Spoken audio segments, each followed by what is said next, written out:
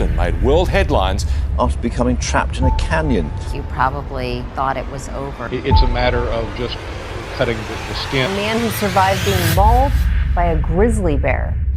What if I told you that the woods, those quiet, peaceful places where people go to hike, camp, and escape, have also been the setting for some of the most gruesome, bone-chilling injuries ever survived by humans?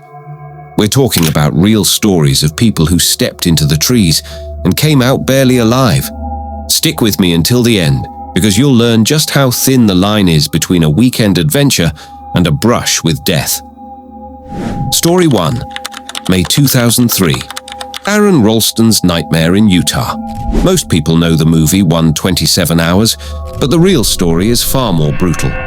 In May of 2003, 27-year-old Aron Ralston was hiking alone through Utah's Blue John Canyon when a boulder shifted and crushed his right arm against the canyon wall. At first, he thought he could wiggle free. Hours turned into days. His water ran out. He was drinking his own urine to survive. But here's the most gut-wrenching part.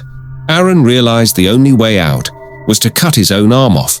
With a cheap, dull multi-tool, he sawed through his skin, his muscle, and even his nerves. Then, he had to literally break his own bones against the rock before finally tearing himself free. When he stumbled out of the canyon, bloody and weak, he had lost nearly a liter of blood, but he was alive. Story 2. July 2017. The Appalachian black bear attack. In July 2017, a young camper named Andrew Smith was deep in the Appalachian woods when he woke up in the middle of the night to the sound of ripping fabric. It was a black bear, tearing into his tent. Before he could react, the animal dragged him out and clamped its jaws around his skull. His friends tried to scare it away, screaming and throwing rocks, but the bear just wouldn't let go. Andrew's scalp was literally peeled back, exposing part of his skull. He felt his own blood gushing warm down his neck. Finally, with sheer desperation, he jammed his fist down the bear's throat. That sudden move shocked it enough to release him. Andrew survived, but his head required over 100 stitches, and to this day, he has deep scars as a reminder of how close death came in those woods. Story 3. August 2015. The Lost Hiker in Montana. August 2015. A 62-year-old hiker named John Wallace got separated from his group in Montana's Glacier National Park.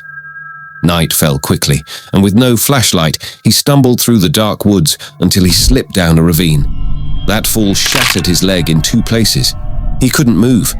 For 3 nights, he lay there in the cold, his body swelling with infection, bugs crawling over his open wounds.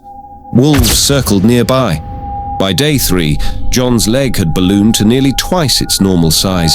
His skin split open, leaking pus and blood. He thought it was the end. On day 4, rescuers finally spotted him. Doctors later said just 1 more day without treatment and he would have died from sepsis. Story 4. October 1999. The chainsaw accident in Oregon. October 1999. A logger named Henry McCall was working deep in the Oregon forest, cutting through thick timber. One slip of his boot on the wet ground, and his chainsaw swung straight into his own shoulder. The blade ripped through flesh, slicing open his chest.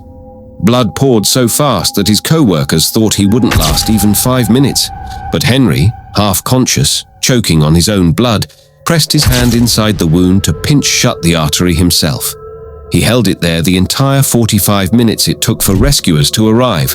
The doctors later said his quick thinking was the only reason he lived, but the injury left his chest mangled, his arm permanently weak, and his body a constant reminder of how fast the woods can turn deadly. So the next time you think about heading into the woods, remember these stories. The forest is beautiful, yes, but it doesn't care if you come back alive. Stay prepared, respect nature, and always tell someone where you're going, because sometimes survival depends on it.